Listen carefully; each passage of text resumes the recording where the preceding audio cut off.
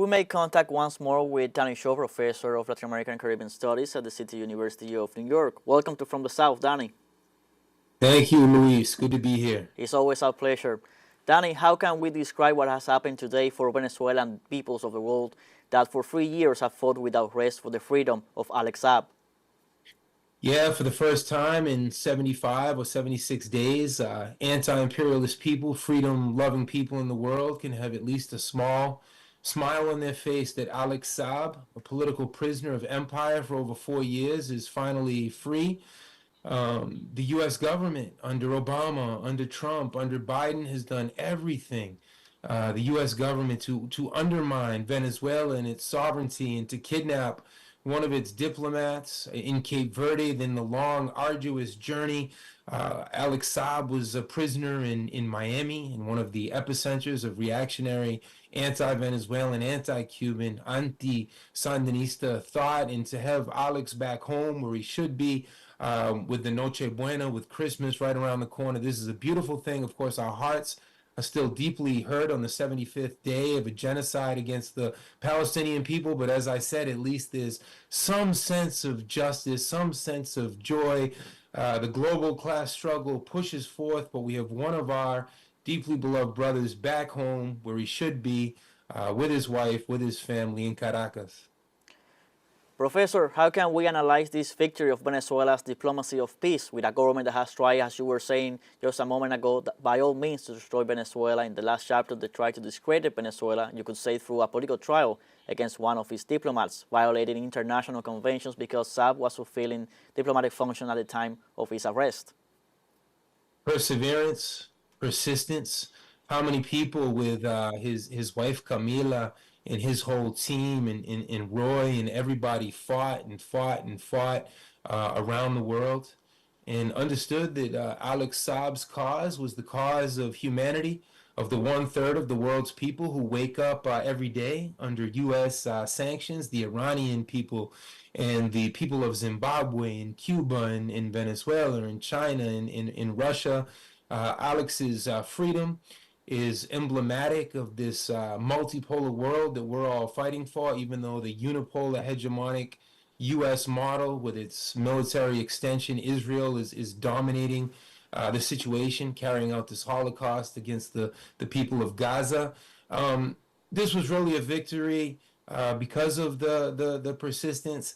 How many marches across the world? It was an informational war. It's really David versus Goliath, where we do our best to get the word out, but all the censorship on Twitter, all the censorship in the mainstream media, they did everything to vilify, or as they say in Spanish, satanizar, to satanize Alex Saab. But it's good to have enemies, because when they attack us like that, it means that they feel the impact of Alex's diplomatic work. And what was his crime? His crime was trying to beat a criminal unilateral blockade that the United Nations, that no international organism has ever approved of. So finally, after 4 long years, justice has been served. Can we see this victory of Venezuelan diplomacy as a show of strength and unity of Venezuelans in the face of the unending sanctions and blockades policies of the U.S. that you were just referring to? Well, U.S. imperialism, even though they have received 2 of their mercenaries, 2 of their terrorists who invaded Caracas, they invaded Venezuela, they were true criminals, they were true mercenaries sent by empire. So the prisoner exchange is very interesting from that perspective. Alex Saab was not a criminal, he was a diplomat. But hey, if this was the way that the canje or the prisoner exchange had to go down, we'll take it. The Bolivarian leadership was extremely persistent and strategic. Now, the U.S. government is not going to give up. We have to continue to monitor very closely the U.S. Southern Command that is trying to weaponize Guyanese nationalism. They're trying to tap into the psychology of the Guyanese people and tell them that Venezuela is their enemy. We hope that cooler heads, cooler anti-imperialist heads continue to prevail so that the Venezuelan leadership and the Guyanese leadership can figure this out on their own as 2 sovereign countries. They don't need Laura Richardson from the Southern Command. They don't need ExxonMobil to be in the middle of their business. And that's the spirit of Alex Saab, and that's the spirit of people's diplomacy.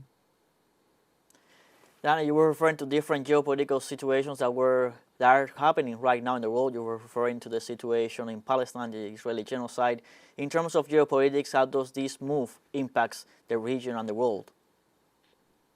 Well, there's many different connections. Of course, the world's people stand with Palestine, but here in the belly of the beast, it's an informational war. It's an Islamophobic, or what Professor Edward Said called Orientalism. The anti-Arab racism is very thick.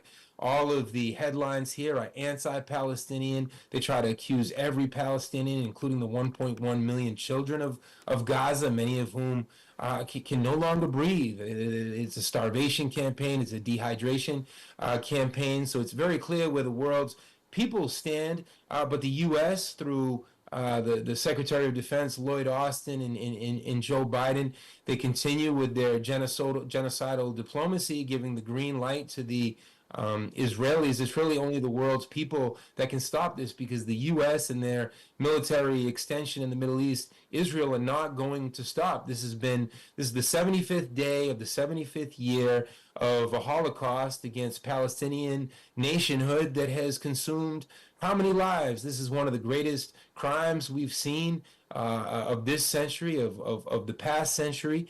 And all the Palestinians are asking for is self-determination, like all peoples in the world. But we see that when we persevere, we can usher in justice. And this was victory today for the anti-imperialist people of the world. As always, Professor, thank you for your time here and from the South.